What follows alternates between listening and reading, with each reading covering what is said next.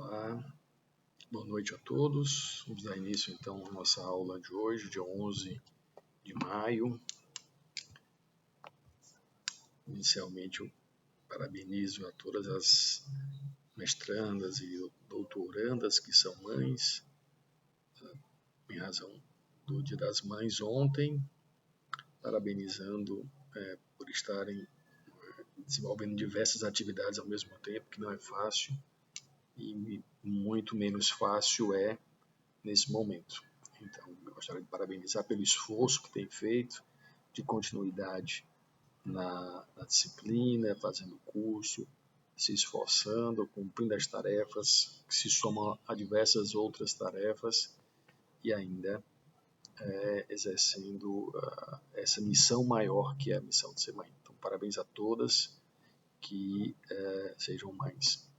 Bom, vamos dar continuidade à temática. Estamos discutindo Direito e Neurociências. Na abordagem inicial, nós falamos de alguns aspectos que são importantes, a partir do texto do professor Eduardo Jucá.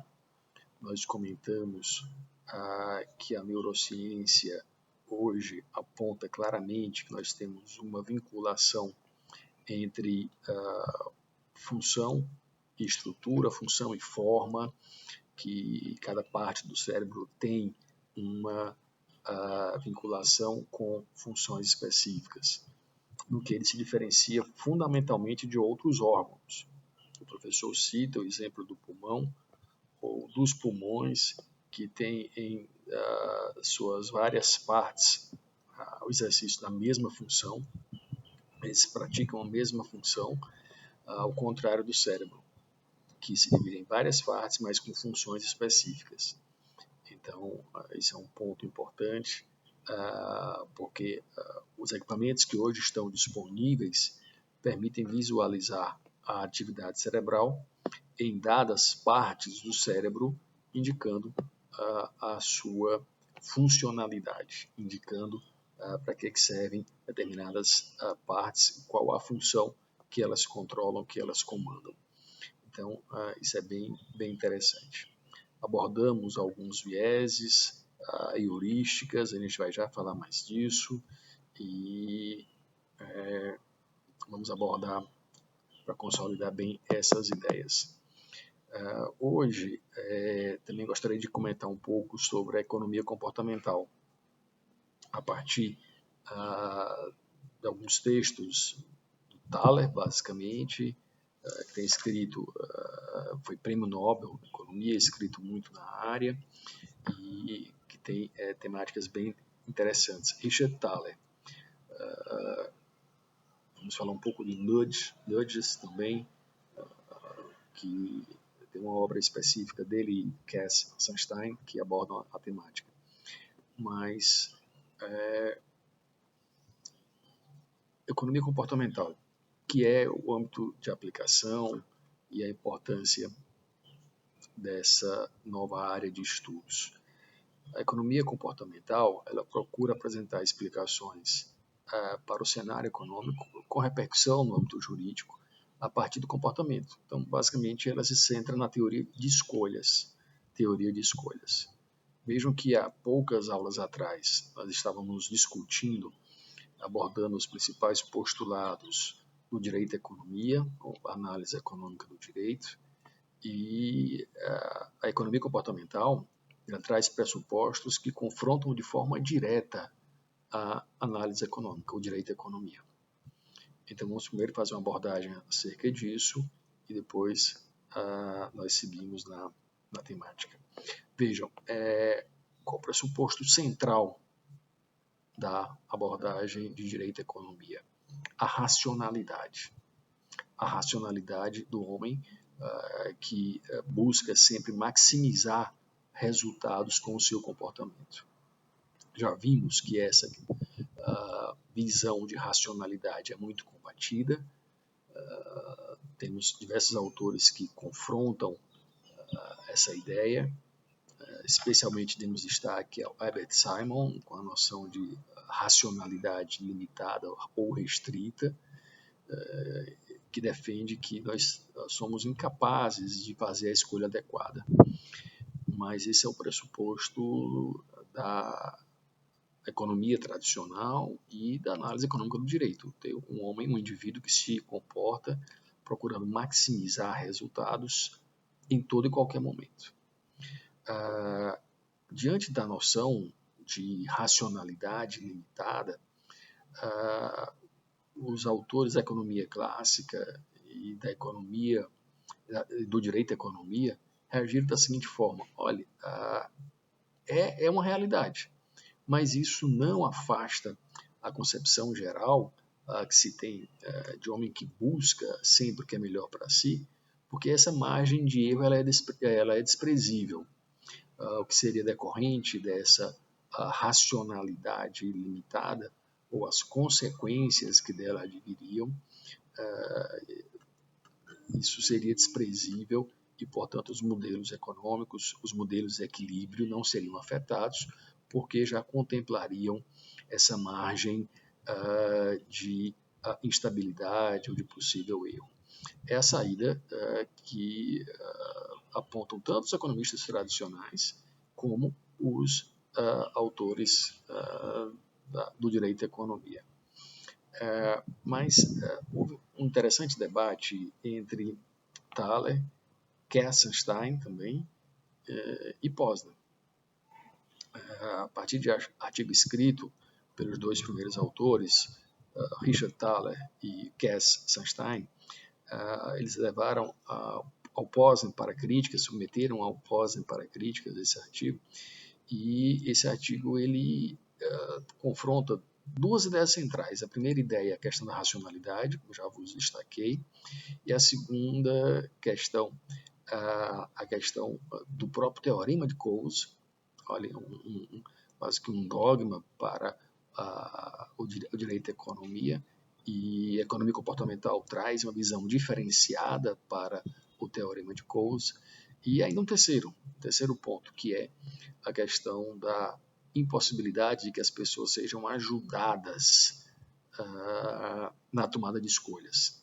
Ou seja, é uma visão central na economia tradicional, que não pode haver paternalismo, que as pessoas não podem ser ajudadas na sua tomada de decisão.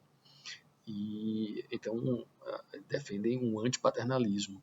E na economia comportamental traz-se a ideia de antipaternalismo, como inicialmente chamaram os autores, e hoje eles preferem utilizar a ideia de paternalismo libertário. Há um paternalismo, um auxílio na tomada de decisões, mas cujo objetivo é assegurar a liberdade ou a melhor escolha ao indivíduo.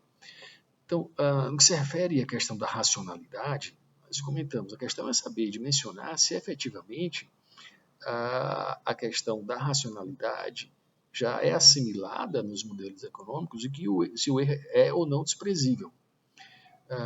O que os autores da economia comportamental apontam é que esses vieses são de tal ordem que não se configuram como erros desprezíveis. Então, a tomada de decisão ela é sim afetada. Então, eu não posso raciocinar sempre que vai se buscar o melhor caminho, porque, primeiro, eu não sei qual é o melhor caminho. Muitas vezes eu sou levado a escolher, em razão dos vieses ou dos erros, em razão do meu raciocínio limitado, a optar por um caminho que não é o melhor. Haja vista a experiência que eu vos relatei na nossa última conversa, acerca da experiência em 3 etapas. Primeira etapa, colocando as mãos submersas durante 1 minuto em água fria. A segunda experiência, colocando as mãos submersas na mesma água por 1 minuto, acrescido de 30 segundos adicionais, então 1 minuto e 30. Só que a partir de 1 minuto foi adicionada água quente naquela água, que traz uma sensação de alívio, e as pessoas foram questionadas qual das experiências queriam repetir. A de 1 minuto, com as mãos submersas em água fria, ou a segunda, de 1 minuto e 30. sendo que nos 30 segundos finais havia o adicionamento de água quente.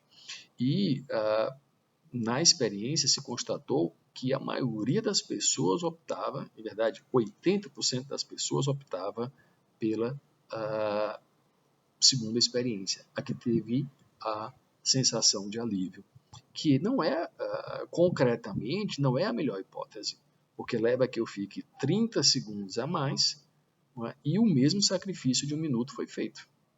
Então não é a melhor escolha. E por que ela foi, pelas pessoas, preferencialmente escolhida? Porque o nosso raciocínio é limitado, a nossa memória nos engana e ficou apenas armazenada a sensação de alívio que a segunda hipótese acarretou. Que racionalidade é essa? Então, isso é desprezível, está previsto nos modelos econômicos, de uma forma geral. Então, esse é um primeiro grande questionamento da economia comportamental que se traz à economia como um todo e especificamente à análise econômica. O segundo questionamento é o próprio teorema de Coase. Thaler chega a defender em artigo que ele é falso, que ele não se aplica a toda e qualquer realidade, que a hipótese de que em um ambiente hipotético, sem impedimentos, sem restrições, os recursos são alocados da melhor forma possível, que isso não é efetivo em dadas hipóteses diante dos vieses que acometem os agentes econômicos e diante de escolhas deturpadas. Ele cita especificamente o viés da aversão a perdas, da dificuldade de tirar a mão do bolso e para justificar, a partir de experiência também por ele feita, que o teorema nesse caso não se aplica. Em uma dada hipótese, o teorema não leva, a realidade fática não leva à melhor alocação de recursos sem custos de transação. Então vejam a que ponto chega a confrontação de negar o teorema de Coase, Coase que em artigo seminal foi um dos formuladores originais desse movimento doutrinário. Vejam a que ponto. E chega-se a um terceiro ponto. Também se questiona o chamado antipaternalismo. E lançam os autores de economia comportamental a ideia de paternalismo libertário. O que é que significa isso? Que é mais do que justificada a interferência do Estado com o objetivo de auxiliar as pessoas na tomada de decisões, fazer com que as pessoas adotem as decisões corretas. Então estaria justificada a interferência, estaria justificada a atuação se o objetivo é assegurar a liberdade. Assegurar a liberdade. Então, essas três ponderações estão postas hoje. Esse debate não está encerrado de forma alguma. Então, hoje ainda há a luta a respeito da prevalência dessas concepções. A ideia de racionalidade é muito combatida, cada vez mais ganha adeptos e se aborda até hoje hoje em verdade já se cogita de uma abordagem de direito à economia comportamental que assimile essas novas concepções, essa perspectiva de vieses e heurísticas na análise econômica do direito, na abordagem econômica do direito. Então, eu vejo que a temática é muito interessante, há muito por se explorar ainda com esses acréscimos da economia comportamental. São realmente valiosas as lições que dela decorrem. Bom, do que nós vimos também da leitura que foi recomendada para essas duas aulas, para a anterior e para essa, é que não se pode desprezar de forma alguma, e aqui já me refiro ao Erro de Descartes, o livro recomendado para essa semana, era um livro longo, mas muito interessante. Não sei como foi a leitura de vocês, mas eu vos confesso que a minha leitura foi muito agradável desde a primeira vez que eu fiz, porque a linguagem é muito fácil, linguagem muito coloquial. O autor vai conversando com o leitor, e embora empregue termos técnicos e termos científicos, a compreensão não é dificultada. Então, muito interessante o texto. E qual foi o erro de Descartes? O penso, logo existo, está errado? O que o autor defende ao final é que o erro se centra exatamente nisso, na separação entre mente e corpo, na ideia de que eu só existo porque penso. A existência é antecedente, em verdade, e pensamos todos, mas não pensamos de forma estanque, separada do corpo. A mente não é inteiramente alheia ao corpo. Então, isso traz repercussões severas, porque impactos grandes decorrem disso. Nós temos o corpo vinculado ao cérebro e, portanto, à mente. Isso traz à tona a importância dos sentimentos na tomada de decisão. E então, ao longo do livro, é isso que é abordado.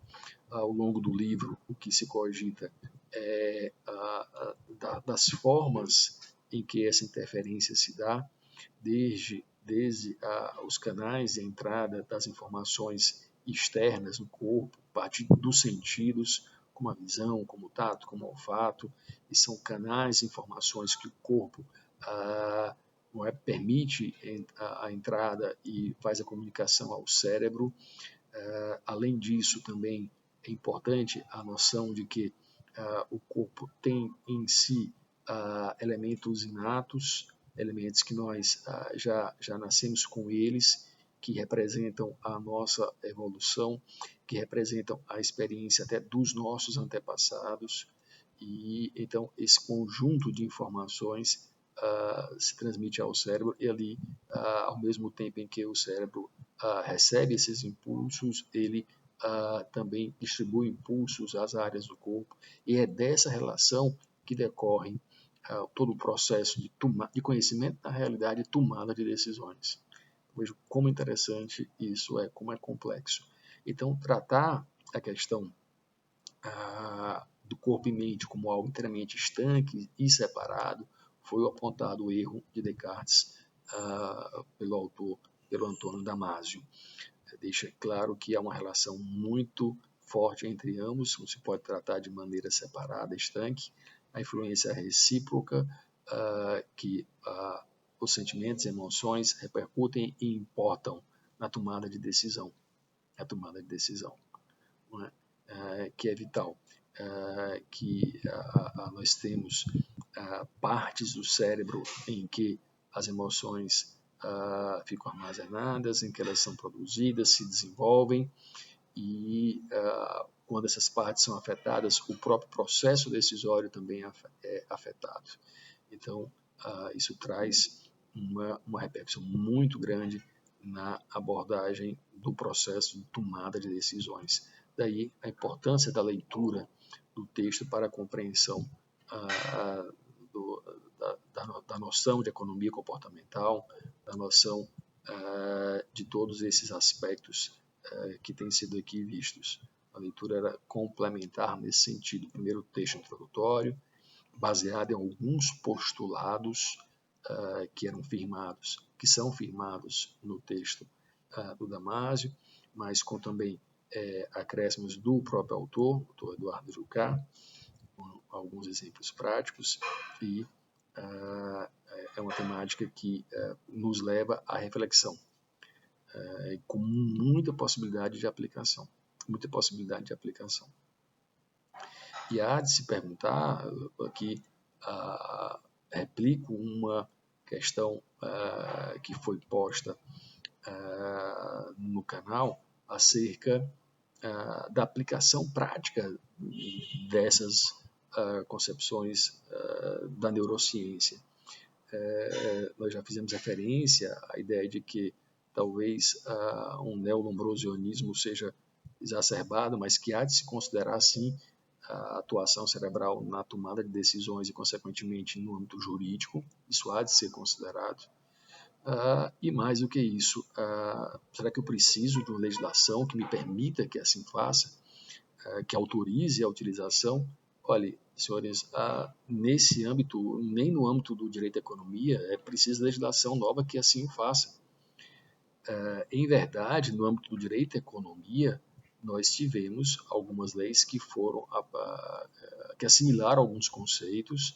A gente pode indicar aqui a Lei Falimentar 11.101, ela já usa uma linguagem que é própria do movimento de Law and Economics, alguns contextos, não é? Então isso já é posto. Mas mesmo que não fossem assimilados na lei, não havia dificuldade de você aplicar isso. Vejam, a abordagem consequencialista que hoje faz parte da lei de introdução ao direito brasileiro, onde se determina no artigo 20 expressamente que o juiz tem que atentar, assim como o administrador, para as consequências das suas decisões, mesmo que não fosse previsto ali, a mim parece que é mais do que razoável que fosse feito. Mais do que razoável que fosse feito. Então, na lei de falências, o que é que se faz? É abordar a noção de custos de transação, de eficiência econômica, a linguagem é que é utilizada, mas nada de inovador. É o que os doutrinadores já defendiam e o que já ensejava a aplicação, sem dúvida nenhuma. E no âmbito da neurociência, também a mim parece que não há necessidade de que eu tenha que aguardar uma lei para aplicar esses conceitos de âmbito genérico ao caso concreto. Então, não percebo quando há um viés e sabendo, tomando conhecimento, vai ficar mais fácil que eu interprete, como magistrado, por exemplo, a postura das partes, o que as partes querem. Então, diante do viés da ancoragem, da disponibilidade, da representatividade, sabendo que o cérebro assim funciona, eu tenho melhor condição de me posicionar, de me preparar para evitar que, no caso concreto, seja contaminado ao decidir por um desses vieses e com consequências ruins para o caso concreto. Então, a ideia é ter deles conhecimento para poder atuar. Ora, se o magistrado aproveita, também as partes aproveitam. Então, as partes, no caso concreto, têm que atentar. Se não estão partindo de pressupostos equivocados, se não estão sendo induzidas pela outra parte, a partir de um desses vieses, então as aplicações práticas são muito amplas e muito interessantes. Então, há se considerar isso sem, repito, esperar que haja uma previsão legislativa específica. Não é necessário que assim se faça. Não é necessário. Então, a abordagem aqui é muito interessante porque prática e nos ajuda a tomar conhecimento do processo de tomada de decisão, de como ele se dá. E aí procurar evitar vieses, procurar evitar que eles ocorram na prática, que eles tenham influência sobre o processo de tomada de decisões. A propósito de vieses e heurísticas, então atente-se que as heurísticas são processos de tomada de decisão que simplificam o processo de tomada de decisão a partir da racionalidade limitada do cérebro. Então, esses esquemas de raciocínio facilitadores do processo de tomada de decisão, eles são realizados e com esse objetivo de evitar a demora no processo de decisão, procurando fazer com que eles ocorram de maneira mais simplificada. É isso que nós chamamos por heurísticas. E vieses são erros de compreensão. Erros de compreensão que ocorrem na prática com muita frequência. Nós destacamos o viés da ancoragem, que tem a aplicação prática, que é a vinculação a determinados pontos de partida que terminam por influenciar a tomada de decisão. Entre os diversos autores que exemplificam acerca da ancoragem, nós comentamos rapidamente sobre ela na aula passada, entre os diversos autores que comentam, alguns exemplos são dados. Então, em relação à ancoragem, se você faz uma pergunta a um habitante da cidade de Fortaleza, por exemplo, acerca da quantidade de habitantes que tem a cidade de Moscou, por exemplo, é natural que eu, de forma inata, faça uma comparação entre Fortaleza, sabendo mais ou menos quantos habitantes ela tem, com Moscou. Então, já crio parâmetros a partir dos quais eu vou indicar ou fazer o meu palpite do número de habitantes da outra cidade. Então, isso vale nesse exemplo, vale no exemplo de quando eu pergunto acerca de uma data histórica e uma experiência que foi feita por Thaler perguntava a respeito de uma data histórica e pedia que todos os alunos fizessem o somatório dos 3 últimos números do seu celular, acrescentassem 200 e apuravam um número. Depois disso, era feita uma pergunta a respeito de um fato histórico.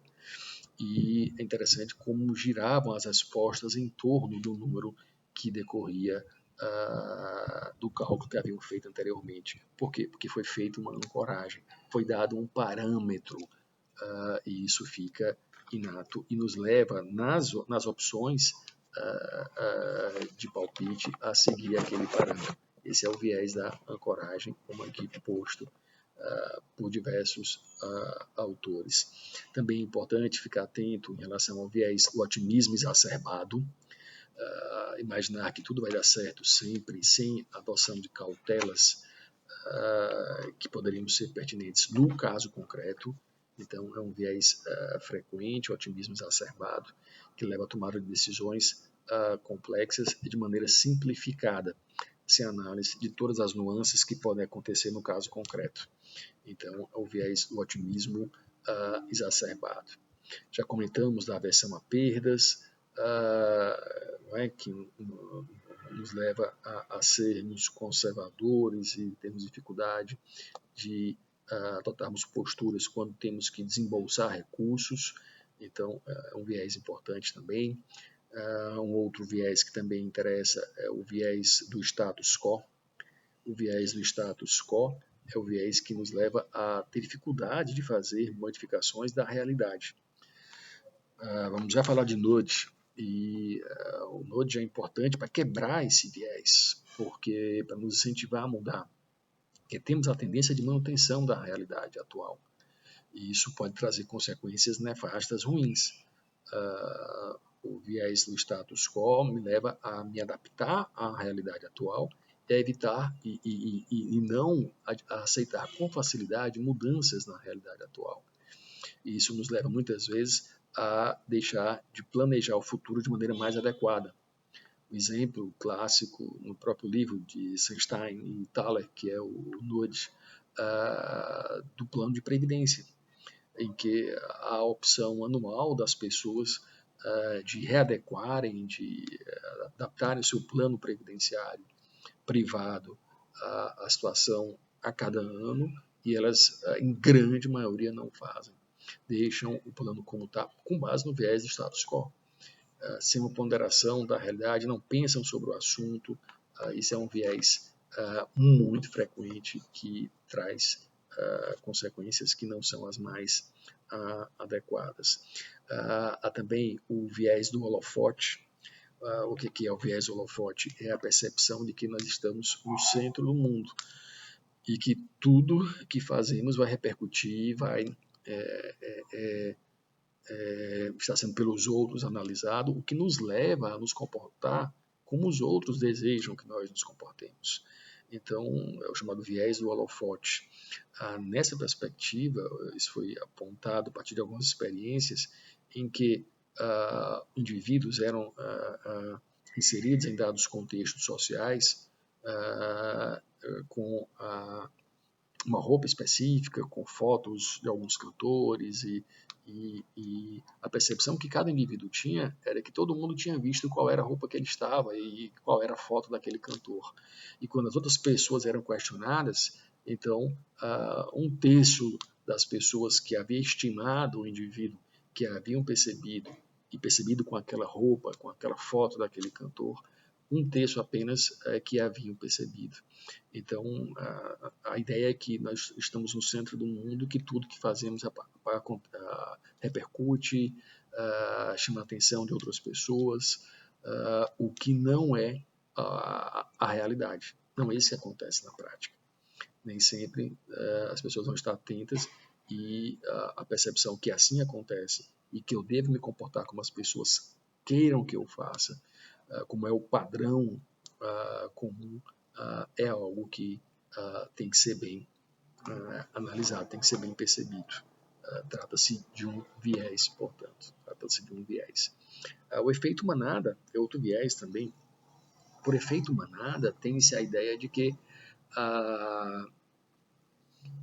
as pessoas são influenciadas pela prática e, como tal, adotam as mesmas condutas. E isso é mais que verdade, nos mais variados ambientes, nos mais variados aspectos. Então, investimentos que são feitos, não é? As pirâmides, que são tão comuns. Esses dias anunciou-se na imprensa que foi detectado um esquema piramidal na cidade de São Luís, conduzido por um médico, gerenciado por um médico famoso na cidade, filho de outro médico também muito famoso, que teria captado recursos de elevado volume de diversas pessoas em um esquema piramidal que, de fato, ruiu, levando prejuízo a diversas pessoas. Olha como é que as pessoas ingressam num esquema como esse, a não ser pelo efeito manada. As pessoas estarem fazendo, eu também vou fazer, também vou tentar aquela experiência. Então é muito frequente o efeito manada na compra de ações de determinada empresa, na compra de investimentos, na adoção de certas posturas, e isso leva a consequências, então, de limitar a minha racionalidade da escolha, de limitar a opção de seguir um caminho que não é o mais adequado, seguir um caminho que não é o mais inteligente no caso concreto. Então, o efeito manada é muito frequente também, é muito frequente.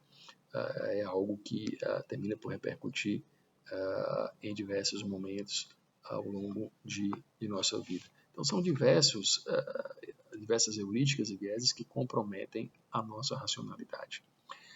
Com quem está a razão? A economia comportamental ou a economia clássica? Inclusive, o direito à economia. Olhem, eu não tenho dúvidas de que esses aspectos comportamentais interferem de maneira nítida na tomada de decisão. É inequívoco que há de se pensar a noção de racionalidade e que esses erros não são desprezíveis. Os modelos, os esquemas de equilíbrio não contemplam a realidade tal como ela é e fazem apenas uma aproximação. O que faz com que, em verdade, não se afaste a utilidade das perspectivas econômicas, muito ao contrário. A cada momento, o direito delas se socorre, é bom que o faça, é toda a linha do que nós vimos defendendo até agora. O que se tem a ponderar é que há de se considerar essa racionalidade limitada e que isso vai repercutir substancialmente no direito. Deve repercutir substancialmente no direito, é um componente a mais. A economia tem que ser vista sob essa perspectiva, porque senão os erros não serão meramente desprezíveis e terão consequências concretas nos modelos de equilíbrio elaborados. Então, a neurociência vem e cada vez mais tende a se tornar importante. Por quê? Porque com os avanços tecnológicos, novas máquinas vão nos levar a conhecer com precisão como funciona o cérebro. Há poucos dias passou na televisão, canal aberto, em verdade, um filme, salvo engano, chama-se Lucy, em que, a partir do uso de uma droga específica, a personagem central ela passa a ter a utilização de percentuais mais amplos do cérebro humano, a ter controle sobre isso. Especula-se na ciência que nós utilizamos em torno de 10%, no máximo 15% do nosso cérebro. É a partir disso que se desenvolve o enredo do cérebro. Com essa droga, se desencadeia o uso mais intensivo do cérebro e ela passa a ter inteiro controle sobre o seu corpo e até sobre outras pessoas, a partir desse uso mais efetivo do cérebro. É pura ficção científica, sem base, mas interessante. Fica a recomendação. Scarlett Johansson, acho que é o nome dela, da atriz. Lucia, me parece, é o nome do filme. Interessante. Essa abordagem não deve ser difícil de encontrar. Bom, mas sigamos. Então, inequívoca a possibilidade de aplicação desses conceitos. A temática tem sido estudada por alguns alunos. Houve uma tese de doutorado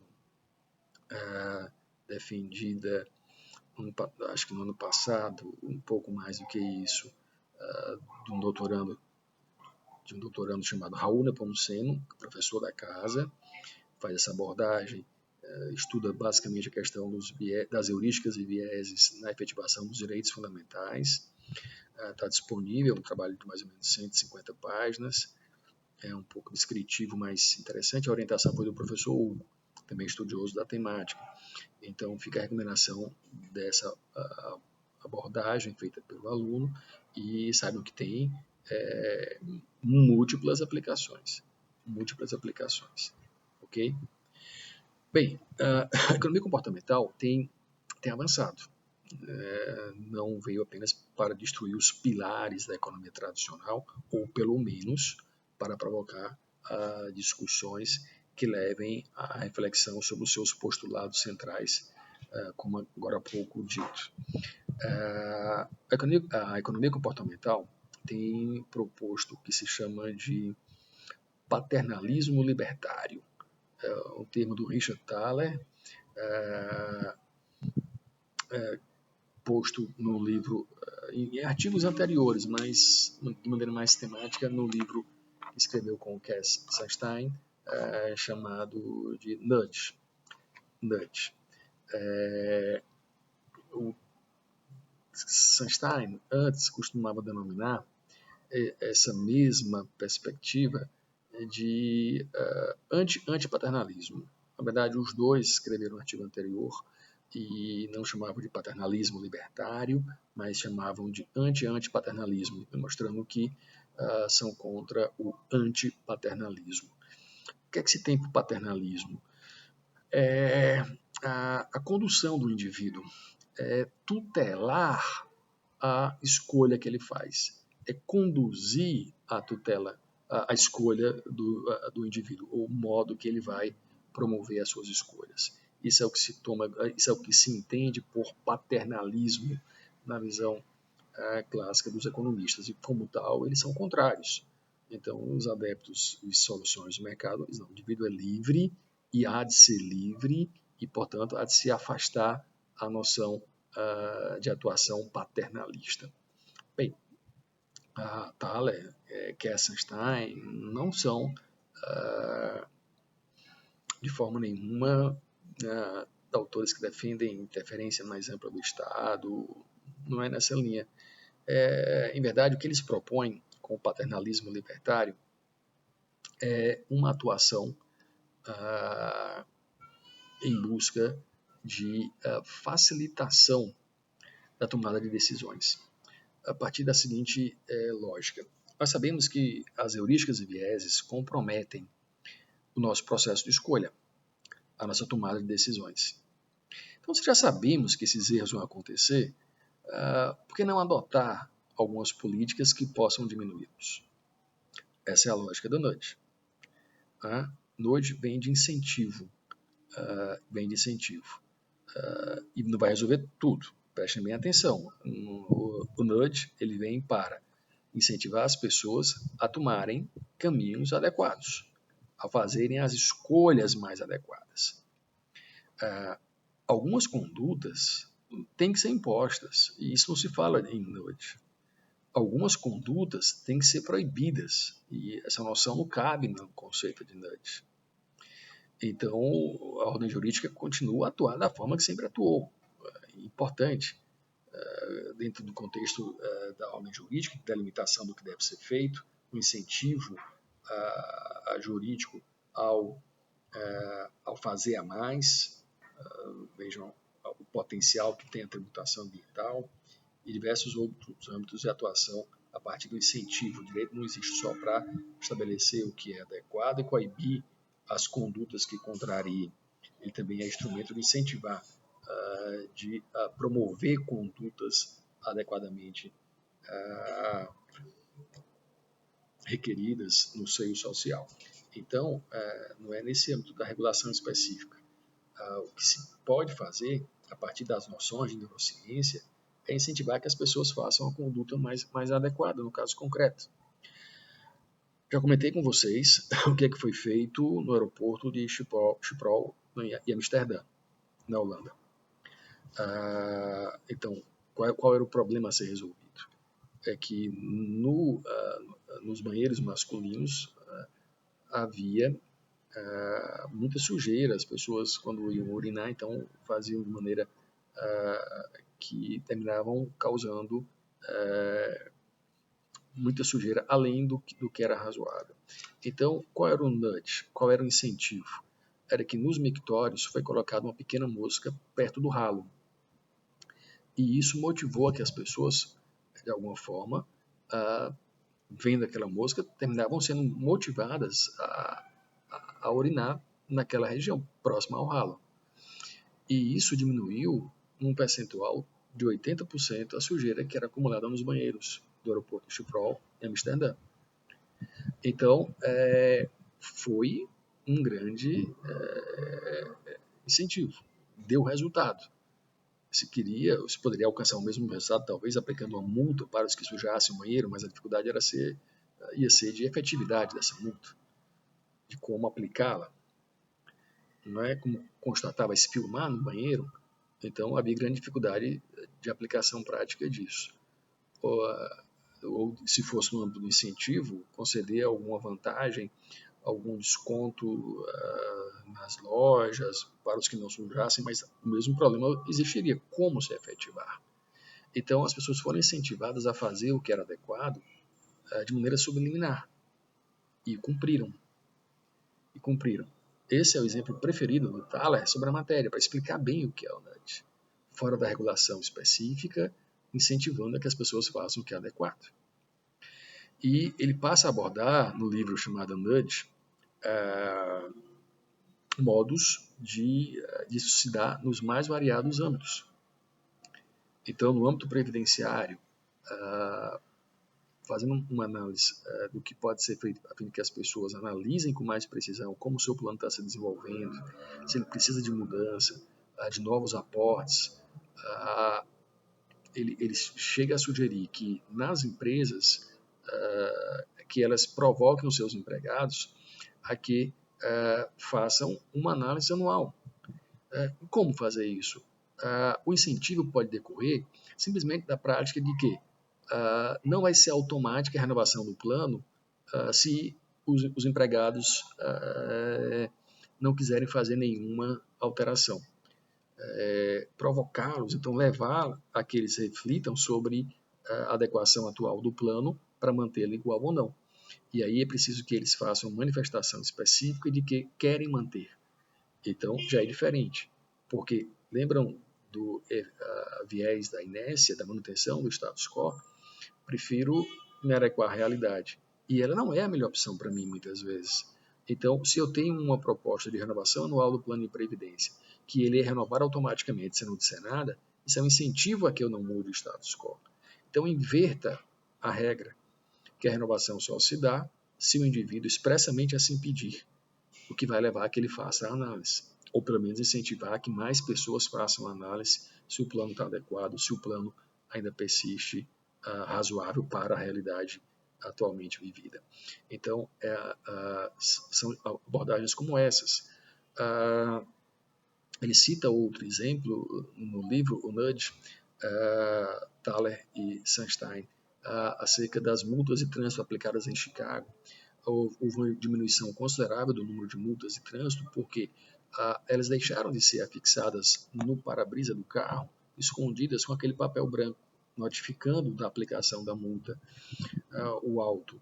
Então, elas passaram a ser afixadas, pregadas no vidro do motorista, ao lado, então, mais fácil de ser por outras pessoas visualizada a multa, e em papéis de cores berrantes. Então, um verde, limão, um vermelho. Então, isso tornou mais visível para o praticante da infração que ele havia sido multado. E isso inibiu a prática das multas. Um mero incentivo, não se alterou nada, não aumentou o valor de multa, não teve uma fiscalização mais intensa. O modo de cobrá-la já traz um benefício de redução. Isso é um nudge, um incentivo a um comportamento adequado. Em outras matérias, ambiental, por exemplo, também posso ter condutas ou incentivo a condutas que sejam ambientalmente mais adequadas. Hoje aborda essa questão do uso eficaz, eficiente, uso mais eficiente da energia. Então, a minha conta pode ter cores diferenciadas conforme eu faço um uso mais adequado. Não é? Ou eu posso, que é outro exemplo que os autores citam, posso fazer a comparação com os meus vizinhos. Eu posso, no meu prédio, receber e indicar que no meu prédio eu sou o que mais tem consumo sustentável ou consumo mais equilibrado. Isso não vai trazer nenhuma consequência de que eu pague mais ou pague menos, mas eu vou ter uma comparação com os meus vizinhos e muitas vezes isso basta para que seja um incentivo, a fim de que eu consuma melhor a energia, que eu faça um gasto mais adequado de energia do que fazia anteriormente. Então, são aspectos como esses que independem de regulação e que levam a que as pessoas pratiquem condutas a partir dessa percepção da forma de comportamento das pessoas, da forma de tomada de decisões. Então, os autores chamam isso de desenho decisional, desenho do processo de tomada de decisões. Eu não vou tomar decisão por ninguém. Agora, eu vou permitir que elas façam a melhor escolha. A melhor escolha. Então, isso é muito interessante. Eles também citam no livro que o governo inglês institucionalizou a adoção de nudges em políticas públicas, que criou um setor específico, depois até privatizado, para atuar nesse âmbito, para bolar situações em que isso possa ser feito. E vejam, não é necessária regulação específica, proibindo ou incentivando. Simplesmente são aspectos práticos que levam a que as pessoas façam o que é melhor. Mas aí há uma reflexão. Quem define o que é melhor? Será que não há o risco de que elas passem a ser incentivadas a fazer o que não é melhor? Sem dúvida, essa é uma reflexão que merece maiores debates. Se da mesma forma eu posso incentivar, utilizando desses mecanismos do conhecimento de como o cérebro nos leva a tomar decisões, eu posso levar a que elas tomem decisões mais adequadas, da mesma forma, eu posso incentivá-las a adotar práticas que não sejam as mais adequadas.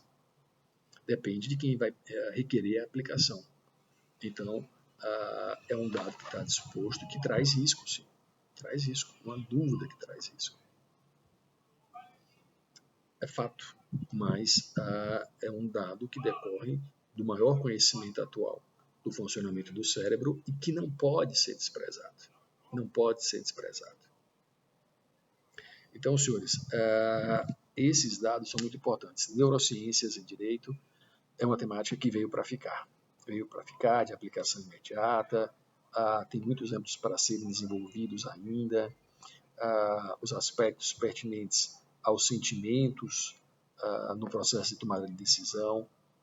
A razão não atua livremente, ela é motivada pelos sentimentos. Damasio expõe com clareza que quando eu tenho afetada a parte do cérebro responsável pelos sentimentos, o meu processo de elaboração das decisões ele é comprometido, a razão fica comprometida, não é? Então há muito o papel que tem as intuições, essa interação flagrante do cérebro e corpo, eles são únicos, é um sistema que atua de forma de mútua interferência e não se pode tomar isso de maneira separada. Então tem muita coisa, a temática é muito interessante e traz amplas abordagens nos mais variados segmentos.